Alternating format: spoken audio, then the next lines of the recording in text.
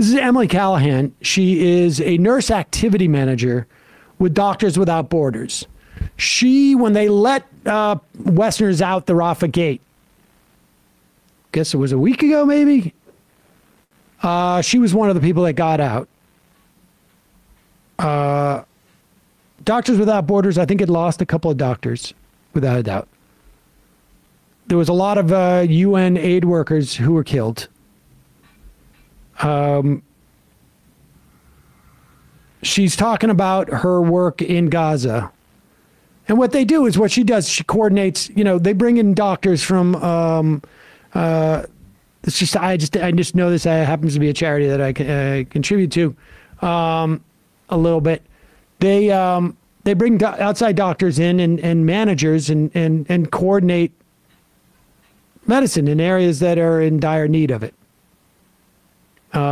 She was on Anderson Cooper's show. I don't know if this was further than they were hoping that she would go. But credit where credit's due for bringing her on, with the caveat of, like, we have a problem that, I had mentioned earlier about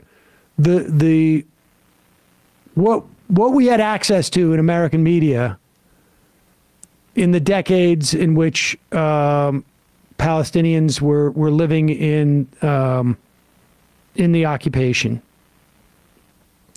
And we really are, we're exposed to one side of the story. It's just the reality of it. And the fact that you need to bring on a Emily Callahan to provide legitimacy for the suffering of Palestinians is a problem with our society.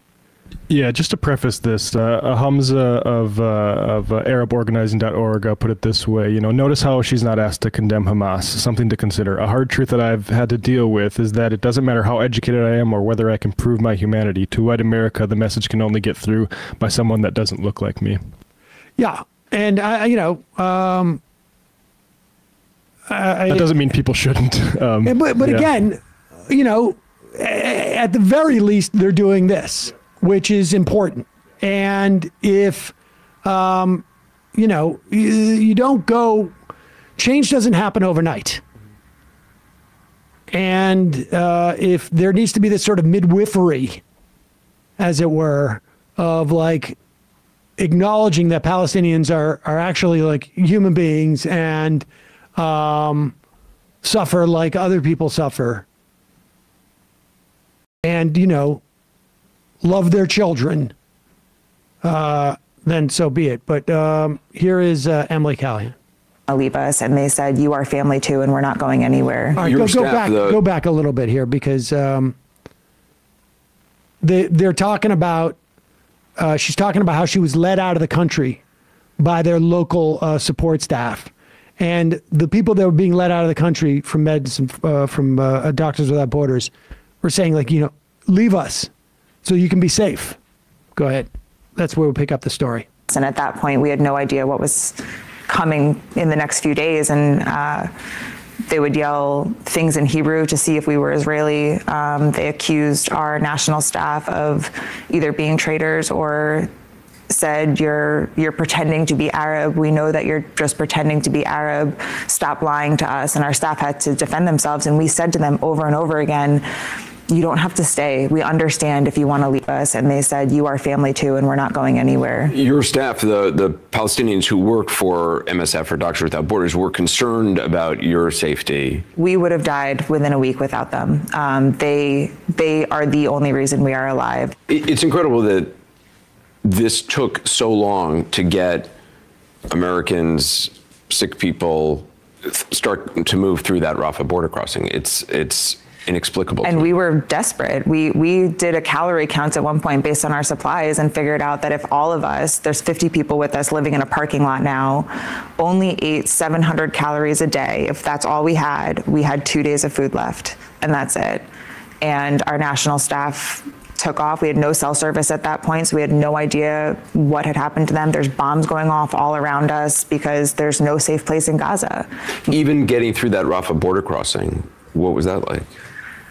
They didn't leave our side for a second. The national staff? The national because staff. They feared for your safety, even at the border crossing. They made sure they were standing between us and desperate people. They made sure that they were talking to every official that they could find, trying to push us through, trying to get us on the bus, trying to get us out. And we're standing there and we're watching these incredible men who have sacrificed everything for us, who have sacrificed time with their families, their own physical safety, their own water supply they were giving to us. And we're watching them fight to get us across the border, knowing that we were not bringing them with us. And they didn't waver. Ibrahim was right in the front with our passports, fighting so hard to get us on. And we get to Arish that night and find out his parents are dead. They were losing family members and friends. You said if it wasn't for your national staff, you think you would have been killed by people who were just desperate. We either would have starved to death or run out of water. They were the ones that negotiated all of that. Gaza is a small city, so everyone knows everyone, and they would call in favors and call their friends and say, who do you know that has food? Who do you know that's open? Where can we get this? And they would drive all over the place to find water. And when we ran out of bottled water in Gaza, they were the ones that were able to figure out that the water truck was coming here at these times. And, oh, I know this guy has a grocery store and they still have power sometimes. I think I can probably get something from them. Like when I say we would have starved to death without them, I'm not exaggerating. And in the moments of absolute desperation of civilians, they were steadfast and calm and just talked to them and said, these people are also in the same boat that you are. They have no supplies. They also have no food and water. They are also sleeping outside on the concrete, and did it in such a beautiful way that they were able to talk them down with love and kindness. There was no violence in their heart, and it calmed everyone around them down as well. Would you go back to Gaza? In a heartbeat. In an absolute heartbeat. My heart is in Gaza. It will stay in Gaza. The Palestinian people that I worked with, both our national staff in the office as well as my staff at Indonesia Hospital, were some of the most incredible people I've ever met in my life.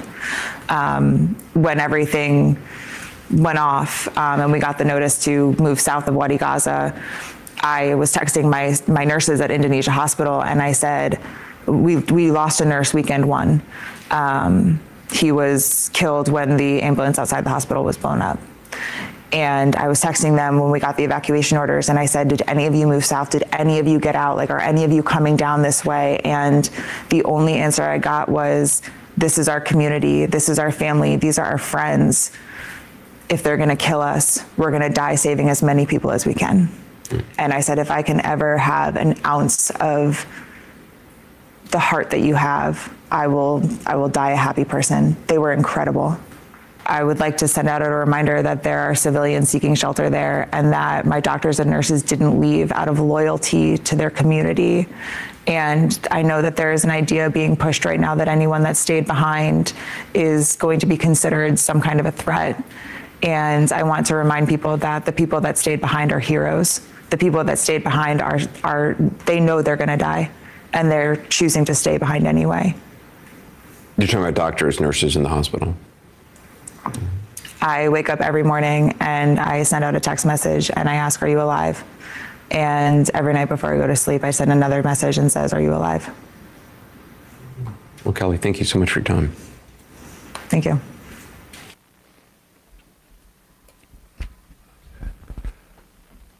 I mean, I don't know how, and there's, and that is, you know, some of the less disturbing images that you can see, but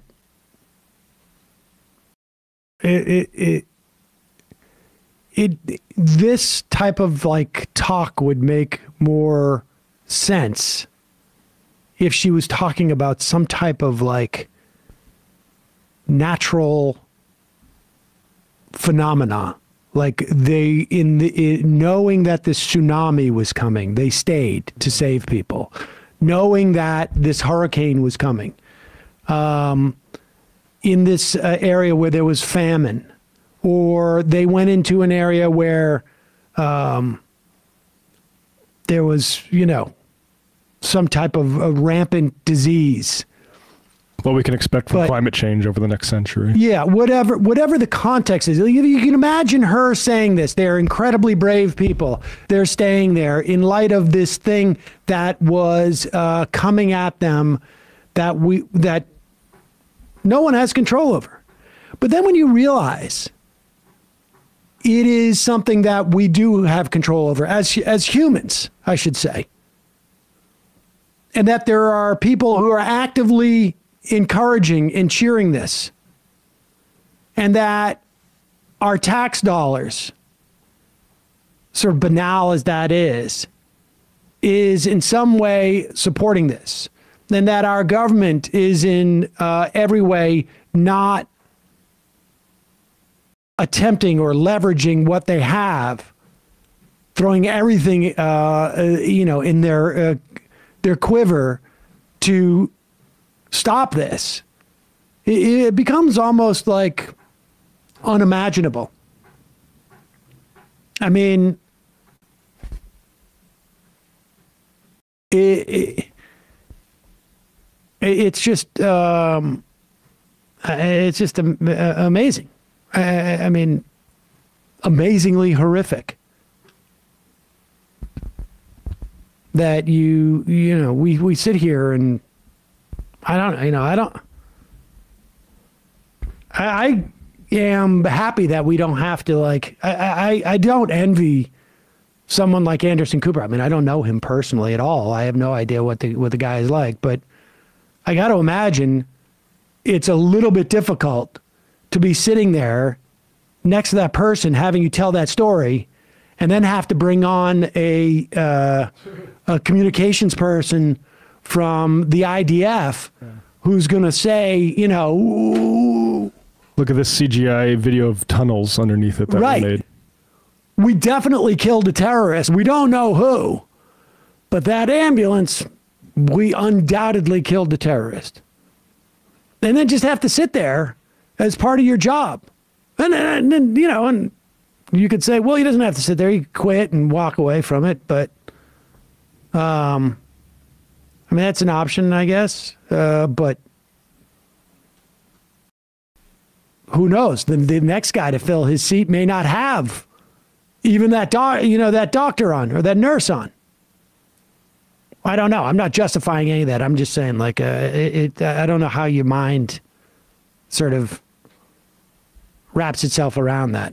I wouldn't be able to do it. I wouldn't be able to have, I mean, I'll have somebody on who wants to sort of have a debate or a discussion about this stuff. And certainly, sort of the right wingers who I also see some value in sort of dislodging their audience from them. But I don't know.